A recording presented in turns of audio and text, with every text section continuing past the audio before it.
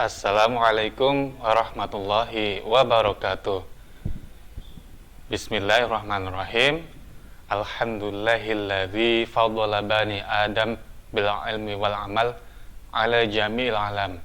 Wassalatu ala Muhammadin sayyidil arabi wal ajam wa ala alihi wa sahbihi nabi'il ulumi wal hikam wa ba'du. Rabbis shrahli sadri wa yassirli amri wahlul 'uqdatam min lisani yafqahu qawli. Apa kabar anak-anak semua?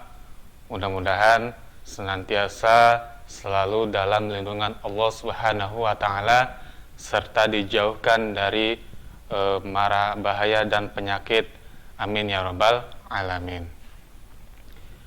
Alhamdulillah, hari ini kita bisa bertemu lagi dalam pembelajaran PAI di kelas 5. Nah, anak-anak, sebelum memulai pelajaran hari ini, kita mari sama-sama berdoa terlebih dahulu. Semuanya angkat tangannya, mari sama-sama kita mengharap kepada Allah Subhanahu wa taala agar pembelajaran kita hari ini diberikan kemudahan. Amin ya rabbal alamin. Bismillahirrahmanirrahim. Raditu billahi rabba wa bil islami dina wa bi Muhammadin nabiyyan wa rasula. Rabbi zidni ilma warzuqni fahma. Amin ya rabbal alamin. Amin ya rabbal alamin. Nah, anak-anak, sebelum kita masuk ke materi, seperti biasa di dalam PAI, kita akan membiasakan diri untuk berliterasi Qur'ani. Nah, hari ini kita akan membaca suratul Ikhlas atau surah Al-Ikhlas. Kita mulai dengan membaca ta'awudz terlebih dahulu. A'udzu billahi minasy syaithanir rajim. Bismillahirrahmanirrahim. Qul huwallahu ahad, Allahus samad, lam yalid wa lam yulad, wa lam yakul lahu kufuwan ahad. Shadaqallahul azim. Ya, setelah kita membaca ayat suci Al-Quran, kita akan masuk ke materinya, yaitu PAI dan Budi Pekerti kelas 5. Tema Mari Hidup Sederhana dan Ikhlas.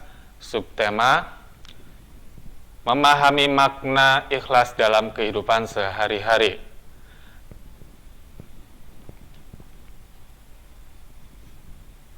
Nah, anak-anak, apa itu ikhlas? Ada sebuah pertanyaan yang bisa kita pikirkan jawabannya. Mungkin anak-anak selalu mendengar kata ikhlas. Ada yang tahu apa itu ikhlas? Ikhlas itu membantu orang, Pak, tidak minta bayaran atau tidak minta imbalan. Betul, itu salah satu contohnya. Ya, itu salah satu contohnya. Tapi yang akan Bapak bahas di sini, kata dasar ikhlas itu sendiri artinya apa? Ya, kita akan tahu. Mari kita sama-sama baca pengertian ikhlas. Nah, sudah keluar ya. Ikhlas itu sendiri berasal dari bahasa Arab. Dari kata dasar akhlaso yukhlisu ikhlason, yang artinya bersih atau murni. Tentu bersih dari apa sih? Kalau bersih tentu dari noda, bisa dari debu ya, bisa dari hal-hal yang kotor ya. Kalau ikhlas, pertanyaannya nih, Bapak ingin tahu, kalau ikhlas adanya di mana? Adanya di mana, ayo? Di Aceh? Di Cirebon? Ya, bukan. Ikhlas itu adanya di hati ya. Tentunya terbebas dari atau bersih dari noda yang ada di hati, yaitu antara lain penyakit hati seperti riya ya, riya, ujub, seperti itu, bebas dari penyakit hati.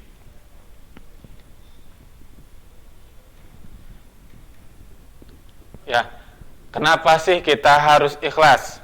Perhatikan Rasulullah Shallallahu Alaihi Wasallam pernah bersabda, Innallaha la yanzuru ila ajsamikum wala ila suwarikum walaki yanzuru ila qulubikum. Rawahu Muslim. Yang artinya sesungguhnya Allah Subhanahu wa taala tidak menilai bentuk tubuhmu dan tidak pula menilai kebagusan wajahmu, tetapi Allah melihat keikhlasan hatimu. Hadis riwayat Muslim. Jadi seperti apa wajah kita, entah itu ganteng atau cantik ya, Allah tidak mementingkan itu, tidak peduli dengan itu. Yang terpenting adalah amal ya yang ikhlas, sesuatu amal yang berasal dari hati ya, yaitu keikhlasan hati. Nah, tentu ikhlas itu erat kaitannya dengan beribadah kepada Allah Subhanahu wa taala. Karena pada dasarnya Allah Subhanahu wa taala menciptakan jin ya dan manusia itu hanya untuk beribadah kepada Allah ya, baik beribadah secara mahdo maupun ghairu mahdo ya. Artinya maksudnya beribadah bisa langsung kepada Allah atau melalui manusia, seperti langsung kepada Allah itu yaitu menjalankan perintah-perintah yang Allah wajibkan kepada kita, yaitu sholat ya, puasa, ngaji, itu adalah perintah langsung, kita kaitannya langsung kepada Allah ya. Yang kedua adalah ghairu mahdo, maksudnya adalah perintah yang kaitannya untuk bersosialisasi kepada manusia. Kita berbuat baik kepada tetangga, berbuat baik kepada teman ya, seperti itu ibadah ghairu mahdo. Nah, perhatikan dan bacalah firman Allah Subhanahu wa taala di dalam Quran surah Al-Bayyinah ayat kelima berikut. A'udzu billahi minasyaitonir rajim. Bismillahirrahmanirrahim. Wa ma umiru illa liya'budullaha mukhlishina lahud-din hunafa wa yuqimus salata wa yu'tuz zakata wa dzalika dinul qayyimah. Shadaqallahul azim. Yang artinya adalah padahal mereka hanya diperintah menyembah Allah Subhanahu wa ta'ala dengan ikhlas, menaatinya semata-mata karena menjalankan agama, dan juga agar melaksanakan salat dan menunaikan zakat, dan yang demikian itulah agama yang lurus atau benar. Nah, anak-anak, pertanyaannya, sudahkah kita beramal atau beribadah secara ikhlas? Sudah belum? Ya, pertanyaannya sekarang Bapak lebih tajam lagi. Sudahkah kita melaksanakan semua perintah Allah Subhanahu wa taala seperti sholat 5 waktu? Sudah belum? Nah, kalau sholat 5 waktunya sudah, atau sholat 5 waktunya belum full, jangan bicara dulu tentang ikhlas dalam beribadah. Bagaimana bisa ikhlas kalau yang 5 kewajiban, 5 sholat wajibnya saja kita malasan ya. Jangan bicara soal keikhlasan kalau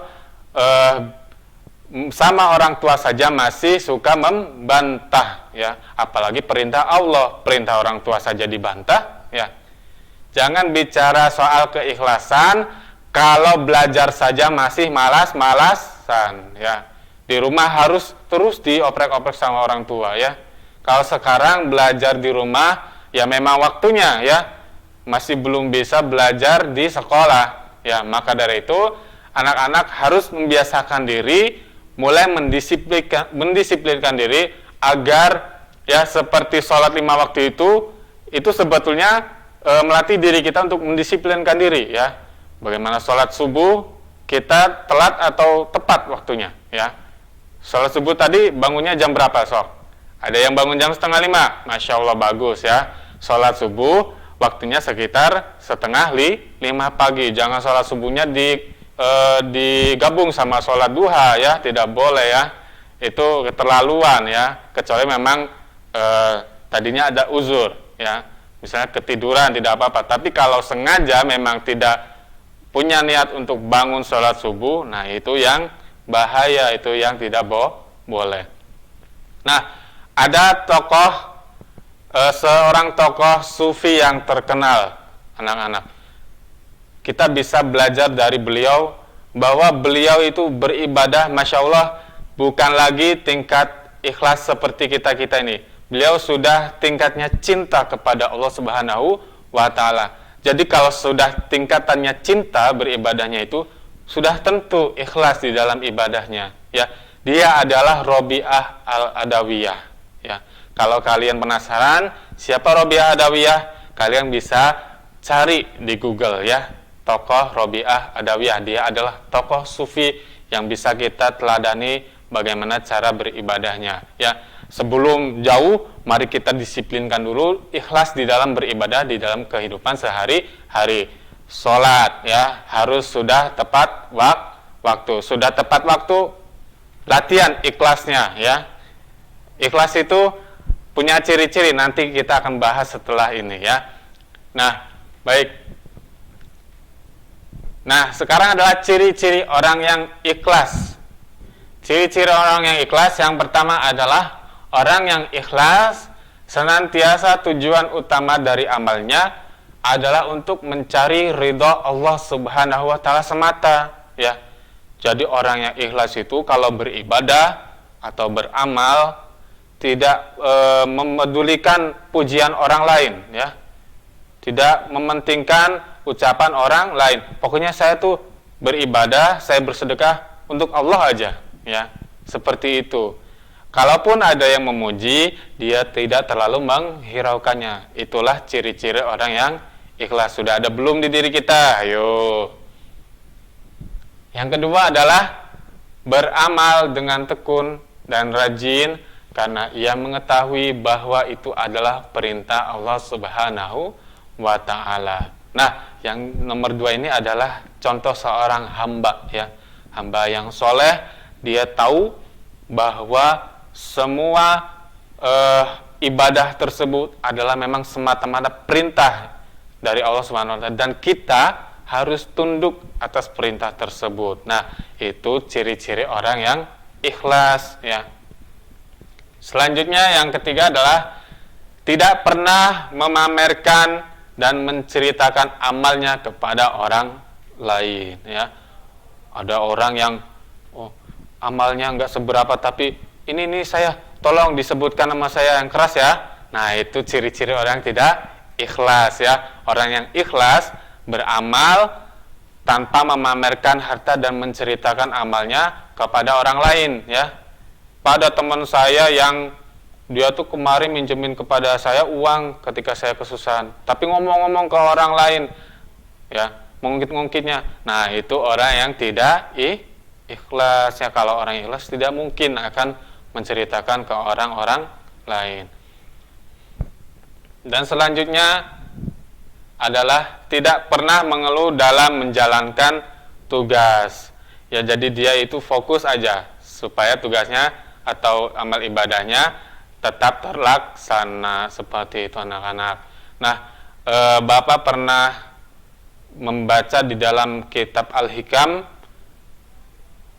Kitab tersebut adalah karya dari Syekh Ibnu Athaillah As-Sakandari, bahwa ikhlas itu adalah ruh dari sebuah amal ya. Ruh dari sebuah amal. Jadi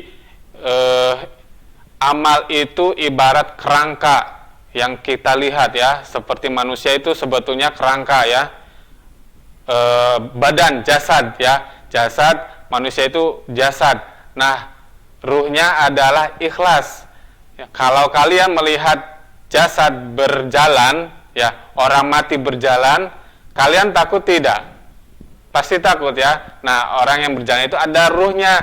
Nah, di dalam amal itu ada ruh ya, ruhnya adalah ikhlas. Artinya supaya amal tersebut bisa sampai kepada Allah Subhanahu wa Ta'ala, maka harus didasari dengan rasa ikhlas. Supaya apa? Diterima amalnya ya. Nah anak-anak, sekarang kita masuk ke kesimpulan ya. Kesimpulannya adalah ikhlas adalah inti dari segala amal perbuatan kita. Beramal dan beribadah tanpa didasari rasa ikhlas akan membuat amal dan ibadah tersebut menjadi sia-sia. Oleh karena itu, sangat penting bagi kita untuk dapat melatih dan membiasakan diri ikhlas dalam setiap perbuatan. Nah, anak-anak, amanat yang akan Bapak sampaikan pada pembelajaran hari ini adalah bagaimana kita bisa belajar untuk membangkitkan rasa ikhlas tersebut. Caranya adalah dilatih ya. Ikhlas itu bisa kita latih mulai dari mengerjakan amal tersebut secara kontinu, artinya maksudnya secara terus-menerus ya. Sholat 5 waktunya terus-menerus ya. Nanti suatu saat akan tumbuh rasa ikhlas. Kita tuh butuh ya, jadinya nanti kita tuh butuh, bukan karena terpaksa, karena kita butuh kepada Allah, maka rasa ikhlas itu akan muncul insya Allah. Kalau beribadah dan beramal dibarengi dengan rasa ikhlas, insya Allah amal tersebut adalah pengantar kita kepada syurganya Allah. Amin ya rabbal alamin. Nah anak-anak, sekian pembelajaran pada hari ini.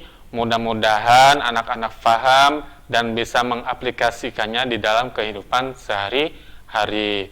Terima kasih. Kebenaran datangnya dari Allah, kesalahan datangnya dari Bapak sendiri. Wallahu muwaffiq ila aqwamit thoriq. Wassalamualaikum warahmatullahi wabarakatuh.